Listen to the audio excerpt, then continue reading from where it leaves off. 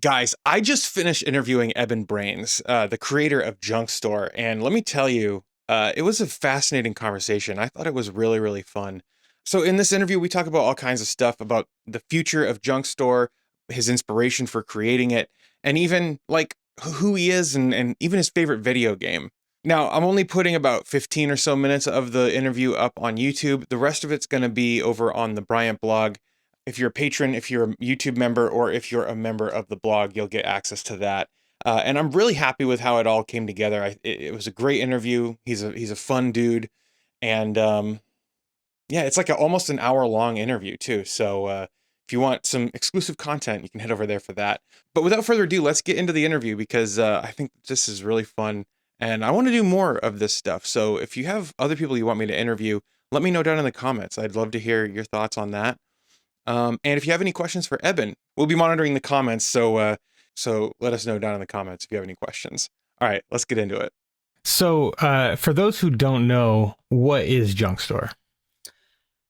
It's a million-dollar question because JunkStore, if you ask the average gamer, they'll say it's an Epic launcher, and it couldn't be further from the truth. JunkStore is an extensible launcher platform, which means that if you can feed it the data, it will display and run whatever you give it.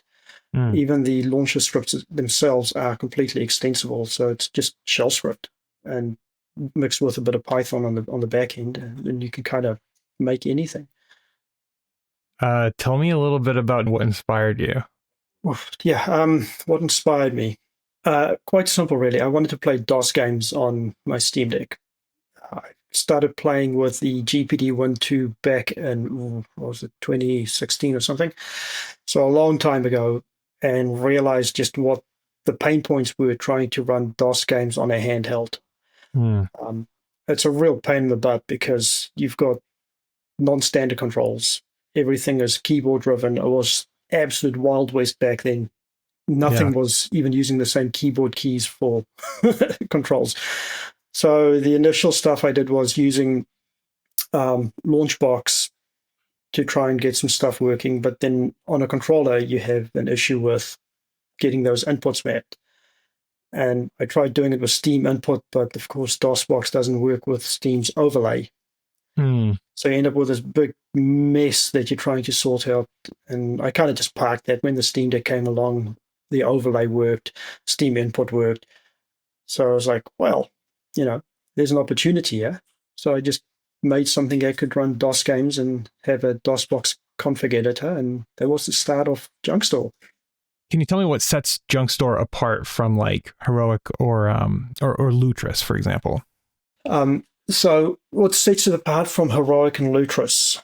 This is actually a big one because I see a lot of people going on about, you can just use Heroic or you can just use Lutris and you don't need JunkStore. And while that's true, the challenge is the integration.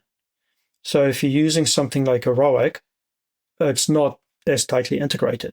So your games don't launch using the built-in Steam prefix management, which means that you don't get all the built-in goodness that Valve put into it to actually make things run a bit smoother. So I use Steam to manage my prefixes. And so Valve changes the way they manage it, then we get that functionality for free. Using that means I can actually use the controller mappings, so Steam input, which, as you recall, when I said I wanted to use Steam input for DOS games, that's a big deal. So that reduces latency and all sorts of stuff. And then, of course, the fact that if you're using Heroic and it creates a Steam shortcut, it will actually write to the VDF file directly, which means you can't have Steam running while you're doing it. Otherwise, you run the risk of corrupting that file. So a lot of people actually run into issues with it. It works for a lot of people, but a lot of people also have issues with this where, their shortcuts just get corrupted because something is writing to the VDF file at the wrong time. I've played around with, and I did a video actually about the first version of JunkStore that was out there. And correct me if I'm wrong, but it supported Epic out of the box. Yes. And then you could get the GOG extension as well through your Patreon? That is correct. The original intention for JunkStore was to not support anything. and have it community based, so that if you wanted to build an Epic launcher, you could build your own Epic launcher. If you wanted to build a GeoG launcher, you could build your own GeoG launcher. If you wanted to do DOSBox stuff, you could do that, ScumVM, etc., etc. But the problem was getting it into Decky. The Decky team insisted that I ship it with something so that it works. And so I shipped it with Epic, because Epic gives you a free game every Friday. So I was like, well, here you go. Here's Epic. Away you go. And so you've been working on the new version, and is it in beta right now, or is it like a stable release? It is all done. It's just waiting on me to do user migration so that the users can get on the new platform, which I'm working on at the moment. I started on that yesterday, probably finish it later today. So it's been stable for about 2-3 weeks now. I've got about 100 users on there who's been using it. No reported issues, no known bugs. So except for me. Well, you haven't told me what the bug is. Yeah, that's then I true. can fix it. Yeah. Well, I was having issues like just logging in to Epic, but that's a me problem. As the viewers don't know this, but before we started recording, I had nothing but issues trying to get into Riverside here. So, as much as I am a Linux user, I'm also like a terrible computer user. So I apologize. I should just hire you as a tester and be done with it. You seem to break everything you touch. I do. It's absolutely true. So what were your goals when working on version 2 of the launcher here? Okay, so version 1 was clearly an extremely advanced piece of software, but it wasn't accessible to the average user. So with version 2, I decided to make it more accessible, make it faster, basically just make it better. It's I sort of a rough guess, I'd say it's probably about 10 times better than the open source version. The new version is also going to be a paid version, because it takes a lot of time to develop this, and I need to hire help to actually get this to the actual level where I want this to be. So by making it more accessible, what that means is that instead of having to write all the code for new extensions, it will generate almost all the code you need for extensions. So if you want to make an extension for, say, emulators that's in RetroArch, so you want to do a Sega emulator or something for a Mega Drive, you just go through a little wizard interface that I have, and it walks you through about 4 or 5 steps, and then away you go. You've got a new extension that can download ROMs on demand, and get the whole thing up and running. So when I say download on demand, that means you provide the server with the ROMs on it, and it will pull it via rsync over SSH, or it could even be an external drive, the way I've got it set up at the moment, or they could be onboard in place, similar to what you'd expect from something with EmuDeck. So in terms of supporting like more cloud services, are those going to have to be bespoke? It's not going to be able to generate the stuff for you, right? Yes and no. So I've got Epic, Amazon, and GeoG already good to go. And it's generated about 95% of the code for that. Oh, wow. Yeah, and the interface is much simpler as well. So the original version used JSON as an interface that it talked over standard in and out. The new version has got a lot of that stuff already in the background that it uses to do the database management and whatnot. And then, of course, when it comes to building stuff like Epic, all you need to go is, this is the list of the IDs, and it will run off and fetch the metadata for that, and then provide a script for launching it, which is pretty standardized now, and it's all templatized, so you can actually select the templates when you generate it as well, and just tweak the templates as you go. And those templates that get generated, I've got some code that will actually backpropagate that into the next round of generation, so you can actually enhance the application as you go. But I haven't quite closed that loops yet for the initial release, but it's something that I will be doing. But, at some point you've got to release. You can't just keep building cool stuff. Right. What would you say are like your next goals? Like once you've handled the user migration and the other like things you want to finish, what's next for JunkStore? What's next? Well, my next goal would be to take a break. Oh, that's perfectly valid. Because I've been working on this thing. I started about 18 months ago. I've ticked over 6,000 hours. I am running on fumes here. Yeah. But after I've had a bit of a break, I would probably look at doing something like maybe getting itch.io up and running. It's something that I've been wanting to do for a long time. If this thing sells well and I can actually hire some help, I really want to tackle something like cloud saves for Epic and GOG and do those properly. It's one of those things that everybody wants, everybody thinks it works in other solutions, but it really doesn't. Even a 1% failure rate is just unacceptable, because if you think about the numbers of users out there, if you're losing 1 in 100 save games, it stacks up pretty quickly, and you're losing a lot of saves, and that makes for a lot of angry, loud users. So yeah, cloud saves, I want to tackle that. I want to start doing stuff like looking at the Ubisoft launcher and the EA launcher and see if I can actually build CLI applications similar to Heroic, Legendary, and GOG.DL for those, so I can pull those in as extensions.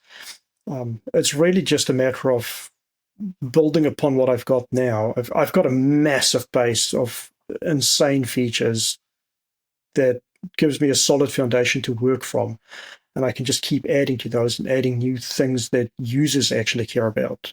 I mean, let's be honest, I've put so much effort in this thing, and there's maybe 6 users in the world that'll care about all the stuff I've done. So tell me about, like, a few months ago, or maybe was it a year ago or so, when Valve let you onto the Steam store and then they took you off. Well, I didn't think they would let me on to begin with. Yeah. Just because of all of this. So it was in October, and I had just built my own loader interface. And so once I had that, I was like, oh, well, hang on a minute. I'm no longer subject to the restrictions that's placed on the Decky loader because I've got my own thing. I don't have the GPL restrictions. I don't have any of the Decky restrictions. What if I sign up for the Valve developer program and see if they will give me some Steam Decks for testing? So I signed up, asked for Steam Decks, just went, oh, nothing happened there. And I thought, well, you know what? Why don't I just get this thing on to see if they'll accept me on the Steam store? Just try. You never know. What's the worst that could happen? They could say no. So I pushed it into the Steam store, did the application, and I think it was about 3 days later, they approved it. I was like, well, okay, this is interesting because someone obviously looked at this. Every time I put anything, I'd be like, well, this is JunkStore, this is what it does, it loads Epic and GOG, etc. Some potential issues here, but we can work around these things. It's not a big deal. And no communication, they just approved it. So I sat on it for about a week going, what do I do with this? Yeah. Okay, well, announce it to the public. So we went out to our own little subreddit, put it up there. Yeah, and it kind of set the world on fire. Yeah. It got reported on all over the world. It was just absolutely insane. And then 3 days later, Valve refunded me the non-refundable fee that I paid and said, sorry, you can't be on the Steam store. So someone obviously screwed up. Yeah, I mean, it must have been a disappointment, though, for you after you announcing it and stuff. Yeah, a little bit. Yeah. A little bit. I think reading Reddit was probably the worst thing. There's some... Yeah, don't do that. There's some people on Reddit that are just, whoa, they don't even know me, and they just say really nasty things about me. Which is, I mean, I suppose that's the internet, but yeah, it was a bit rough, but yeah. Let's just say that I know what the wishlist numbers were, and it wasn't bad. So after they removed me from Steam, I actually sent them an email and said, because they said that it's due to the fact that I'm modifying the Steam client. Mm-hmm. And if you do software development, you know that it's easy to actually work around that. Provide me with an API, I'll sign a piece of paper, give me your blessing, then I'm no longer modifying your application, I'm just interfacing with it. So a couple of months ago, there was some drama, and I wanted to get your take on this. I remember, actually, that's how we first connected, was after the drama had kind of subsided. There's always drama. Oh, there's always drama. In particular, we're talking about the non-Steam launchers thing. And yeah, I don't really want to dredge up like, the past, but I wanted to get your thoughts on what happened there. Well, there's really nothing to dredge up because I actually had nothing to do with it. I've been blamed for it plenty of times. I'm still getting blamed for it, but I actually had nothing to do with it. That developer just did some stuff that upset some people. It set a whole bunch of stuff in motion and just happened to coincide with me announcing I'm going to Steam. And yeah, I think he just said one thing too many and the pot boiled over. And yeah, so he got removed very swiftly from the Decky store. And I was as shocked as the rest of you. And it didn't seem like you had anything to do with it. So that's when I don't remember. Did I reach out to you or did you reach out to me first? I've got no idea. I've been trying to connect with you for a while, but you just ignore the emails. I'm hard to get a hold of. I've been told that many times. I feel like it was Perfect Dark connected us. It could be. She's done a lot to connect people. Yeah, she's that. I don't know how she has that much social energy. I definitely don't. She's extremely good at what she does. Yeah. Yep, for sure. So tell me about yourself. What are your interests? What's your living situation? I know that's kind of an interesting thing. As you know, I live on a boat, but most people probably don't know that I live on a boat, which just adds for another level of complexity around doing the development, because I live on a very small boat. It's only 30 foot. I power my laptops by solar power. So small space, low power, trying to do insane work. So yeah, that's sort of, I think that's kind of worth mentioning just as hey, this is interesting. We've been living on a boat for about 8 years. Yeah, don't really own much, to be honest. But if you don't own much, you don't have much to worry about. And that's what's enabled me to sit down and focus for so many hours on JunkStore, because I don't actually have any real world responsibilities. And I live extremely cheap. Mm-hmm. Let's just say that nobody would be willing to do the amount of work I've done for the amount of reward I've gotten out of it. Mm. But, I've now built something that I think is pretty exciting. Yeah, we'll see what people think about it. But yeah, it's just an interesting side note that, this thing was made on a tiny boat with hardly anything. Definitely. Is there anything that you want people to know out there about like what you're working on and how they can find your project and support it? Well, obviously there's the website, which is junkstore.xyz, where they can find it. There will be a new website that will go live when the new product goes live, which we'll publish probably on a Reddit sub. We do have a Reddit subreddit, our JunkStore. There's a Discord server, which is also, you can find that from the Reddit sub as well. So what am I working on and what do people need to know about? So obviously I'm working really hard on getting this launch out. It's been a hard slog. The last probably 5 or 6 months has just been bug fixes to make sure the thing is solid. There's a lot of things that can go wrong in something like this, which is why it wasn't in the open source version. And looking back, it probably took about 1,000 hours to build this on its own, just for the download queue, to give you an idea of just the scale of the problem. It all stems from the cybersecurity background I have.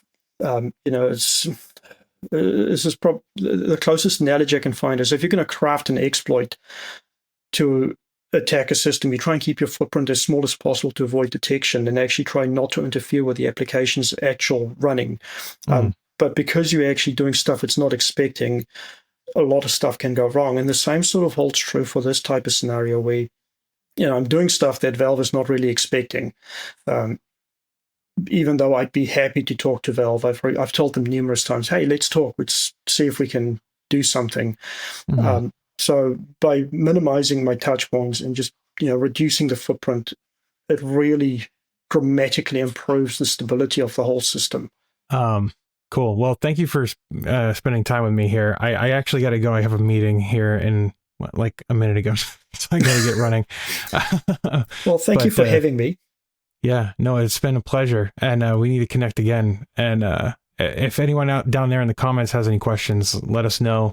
And I'm sure, Eben, you'll be taking a look at the comments as well. I will, but just a heads up, YouTube seems to delete all my responses, so I won't be able to reply to people. It's just one of those AI filtering things. Yeah. Okay. Well, if we have enough questions, we'll do this again then. How's that sound? Yeah, that sounds like a great idea. Cool. Well, thank you very much. We'll talk soon. Enjoy your meeting. Thanks.